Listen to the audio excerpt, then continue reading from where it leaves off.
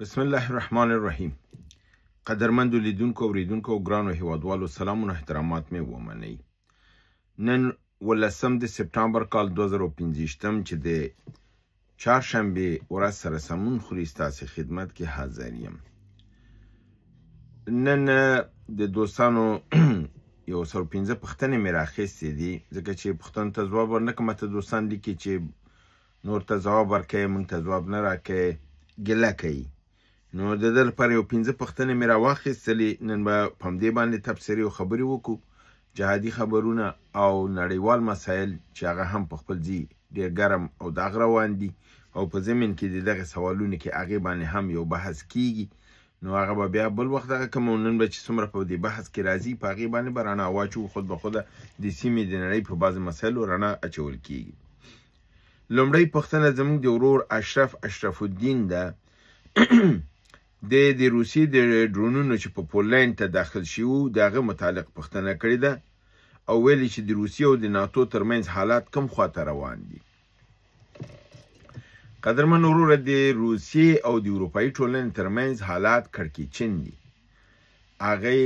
لګیا دي بهانې لټوي روسیې ته. یو مسله د یوکراین ده، بله مسله د پولنډ ده او په عین حال کې د فرانسې کشتیګانې د روسیې سرحد ته رسیدلي دي او په همدې حال کې دا د پولنډ د ډرونونو مسله خو دا وه چې بلاروس هم لږ ذره توضیحات ورکړل. هغې ویلې چې دا ځینې په ډرون تیارې وې چې د هغوی وې او په خطایي کې خپل هغه مسیر خطا کړی و، دماغ یعنې بل خواته دا کړی و، داسې نه و چې علیحده د دې خواته استول شوي وې. خو په بله ورځ باندې عین شکایت رومانیا وکړ چې د روسیې تیارې بې پیلوټه زموږ خواته راغلې وې او دا غربي نړۍ دا دغه وکړ چې روسیه ګواښ کوي، یعنې دا کوم مانور انجاموي او پروګرام لري. په عین حال کې د دې داسې تبصرې په دې باندې وشولې چې چون اسرائیل په قطر باندې حمله وکړله، امریکا هغه تایید کړله، نو روسیې دلته داسې یو اشاره ورکړله که هغه دا کار کولی شي زم دا کولی شم، که هغه ته د نړۍ څه نه وی او هغه درست دی او امریکا پرې خوشحاله ده، نو ما باندې ولې انتقاد کیږي. دا 2 نوع تعبیرونه د دې دغې نه راغلل. خو د روسیې او د ناتو ترمنځ حالات تر دغې حده کړکېچن دي چې که درېیم نړیوال جنګ انخلي نو هغه به د همدغې نقطې نه انخلي. لپاره دی چې که دوی یوکراین ته خپل قواوې استوي نو روسیې ښکاره ویلي چې هر نوع قوا، هر نوع مداخله په یوکراین کې د مستقیم جنګ لپاره به دی او دی به بالفعله هغه هدف به هم وهي او د هغه مملکت چې د همکاري کړي د هغه باندې به هم برید کوي، چې په دې کې 3 مملکته دي، یعنی فرانسه ده، جرمني ده او انګلستان ده. او د روسانو روابط چې دي د جرمني او د انګلستان سره ډېر زیات کړکېچن دي. یعنی انګلستان کې دی لګیا دی آمادګي نیسي. بله ورځ زمونږ د موبایلونو سیستم باندې د الارم سیستم دی ژوندی که فعال که چې که په امکان د حملې په انګلستان باندې وسي نو د الارم د نور دنیا کې د الارمونه اوچت غږیږي دی کې دی ورته دا سیستم جوړ کړ چې هر چاته به په موبایل باندې به د الارم غږیږي او دا د معنا به دی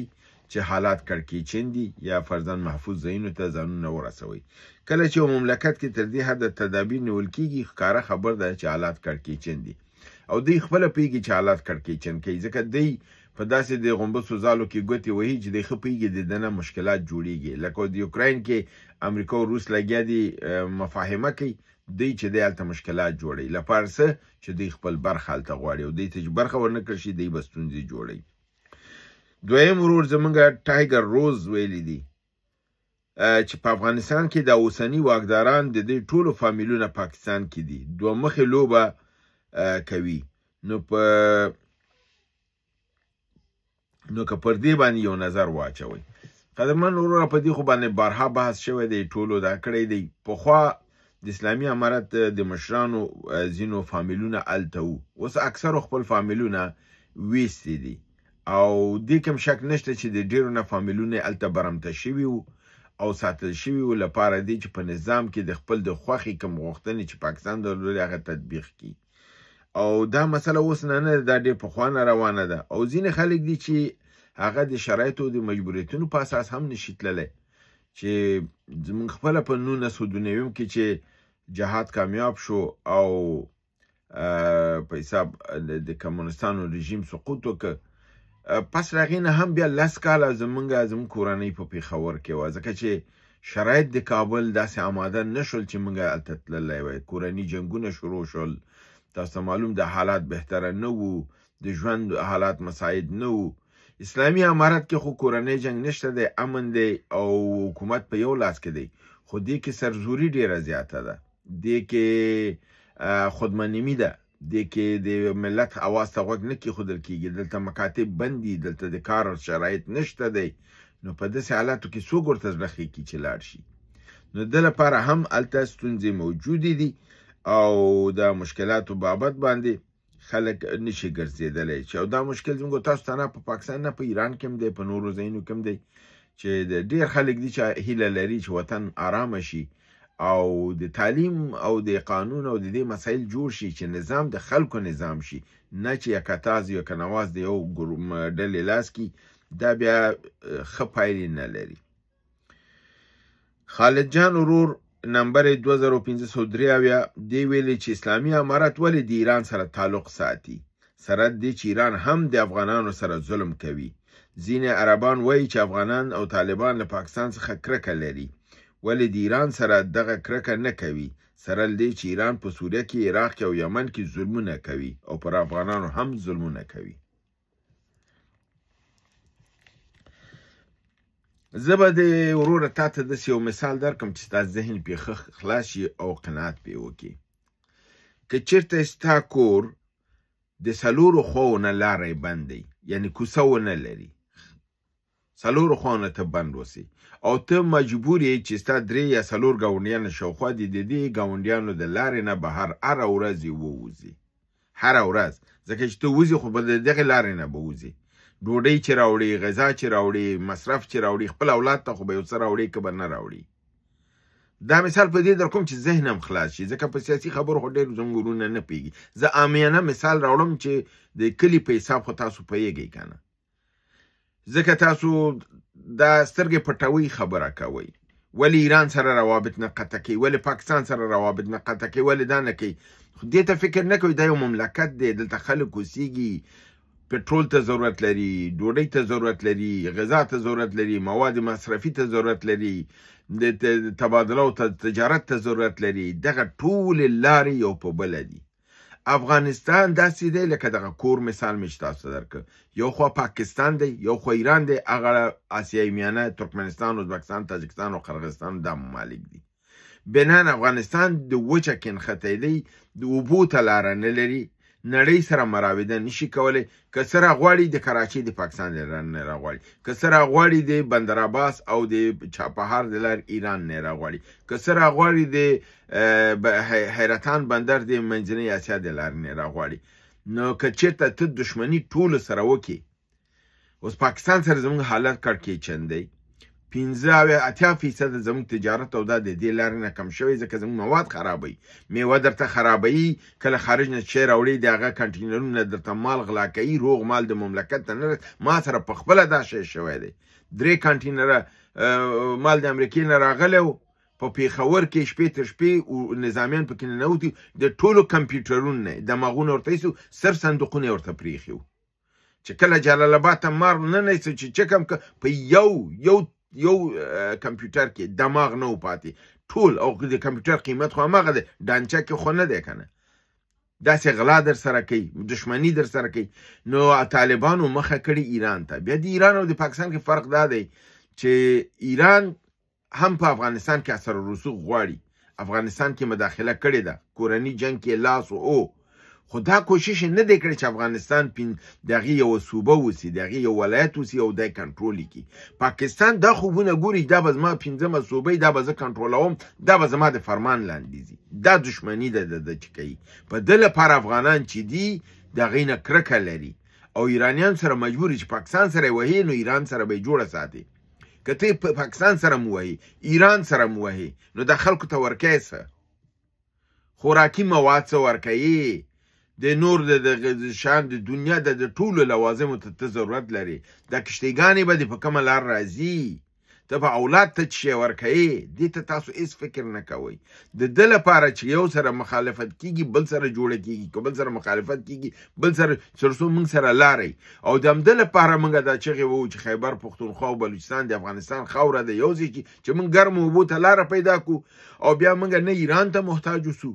نه پاکستان ته محتاج اوسو او نه منځنۍ اسیا ته محتاج اوسو خپله به موږ کشتۍ به زموږ راځي د ګوادر څنګ کې به ودرېږي موږ به خپل مال کوزوو افغانستان ته به راځي افغانستان به خپل مال سي د وړي په ګوادر کې هلته به یږدي اغېزې نه به ځي د ده لپاره دا مبارزه روانه ده راځمه د یو بل ورور چې نوم یې خپل پوره نه دی لیکلی شفر دی نوم یې چې 4 اچ یې لیکلی دی او بیا او وای 15 آر کیو دا نوم دی هیله ده چې نومونه خپل درست ولیکئ ډارېږئ مه زموږ نه زیات تاسو به خطر نه وي په هر حال لګیو خپل خبرې کوو تاسو هم غواړئ چې سیاست وکړئ هم خپل نومونه پټوئ دا ورور پوښتنه کوي چې زموږ د امارت مشر قطر ته ورغلی وای دا به ډېر ښه کار شوی لکه وزیر دفاع وزیر داخله دا به ډېر ښه وای قطر افغانستان سره ډېر ښه کړي دي او یو ښه دوست هیواد دی سخت وخت کې باید ورسره ودرېدلی وای پاکستانیان ټول ورغلي وو قدرمن وروره دغه یو غټ مشکل دی چې موږ تاسو ته وایو چې اسلامي امارات باید نړۍ سره جوړه وکړي تر څو په رسمیت وپېژنل شي لار ورته خلاصه شي د اسلامي امارات ته چې په سپکه وکتل شول ټول اسلامي نړۍ یو ځای شوله افغانستان پکې نه و لکه دا هېڅ اسلامي نړۍ غړی نه در حال کې اسلامي امارات دوی پېژني که نه پېژني د افغانستان ملت او د افغانستان خاوره دا دولت چې د حکومت نه دولت یعنی خلک ځمکه قانون دغه سیستم د اداري دا دولت دی دولت خو موجود دی که نه طالب خو به نه نیو سبا به نه وي داسې خو نظامونه ډېر راغلي د ظلم او بربریت یې کړی دی او بیرته تللی دي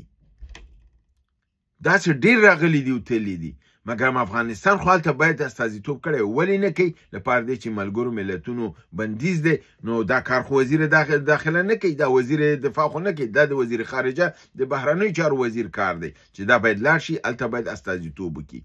خو هغې باندې خو بندیز دی ځکه چې خبره نشي تطبیقولی کار نشي کولی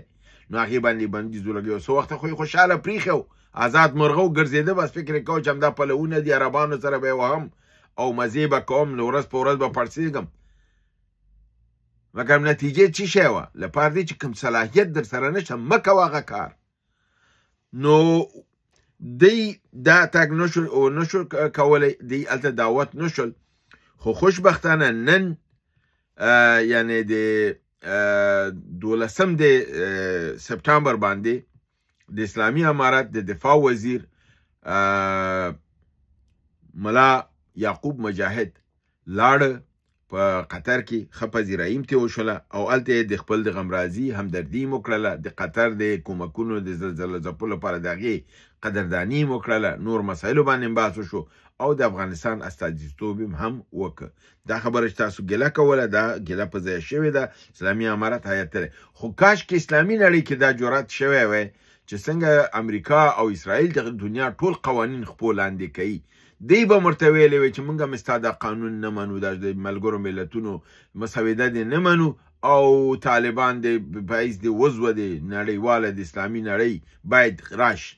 دا اجازه به یې ورکړې وه او اسلامي امارت به هلته تللی لکه نن چې ملا یعقوب ته اجازه ورکړه چې هلته لاړ خو دغه به یې 2 ورځې مخکې کړی وي چې د کنفرانس کې ګډون کړی وی د دوی عزت به هم په ځای وی او د افغانستان عزت به هم په ځای وی او دا به ډېر ښه کار شوی وی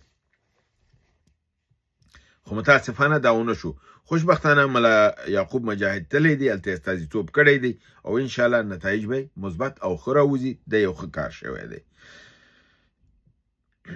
عزت الله ورور پوښتنه کړې کله کله د خپل چینل څخه لایف راځه تر څو موږ مطمئن شو چې دا ستا خپل چینل دی قدرمن وروره ما یو څه موده مخکې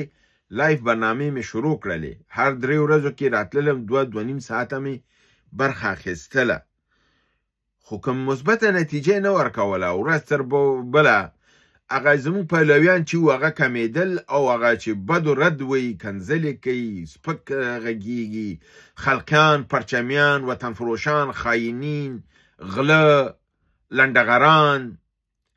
د دې تعداد په زیاتېدو کې و.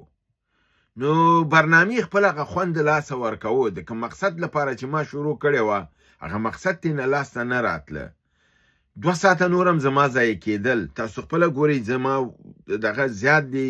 برنامې مې زیاتې دي. زه د نن ما 4 تلویزیوني دغه کړي دي او د هغې نه بر علاوه دا 2 برنامې مې خپلې دي. دا زه وروسته کوم د ورځې په هغې کې مصروف یم. بیا دې کې د دوستانو مشرانو زنګونه راځي، په ساعتونو خبرې کوي. نو ما سره دونه وخت نه پاتې کېږي چې زه د لایف لپاره وباسم. خو ما بیا هم د لایف لپاره وخت ویسته، خو د هغې په باوجود نتیجه یې ښه نه وه، مثبته نه وه. د هر لحاظ نه هغسې د خلکو سپورټ چې په کار و هغه پکې نه و. هغه رقم چې باید راغلی وی ګډون یې کړی هغه پکې نه و. د چینل مې خپل څو ځلې ورته ویلې چې دا سبسکرایب کړئ، یو ځای کوي. دا داسې معنا ورکوي چې ته چا سره مخاطب یې هغه ژوندي نه دي، مړه دي. د مړو سره مخاطب کېږي نه سړی.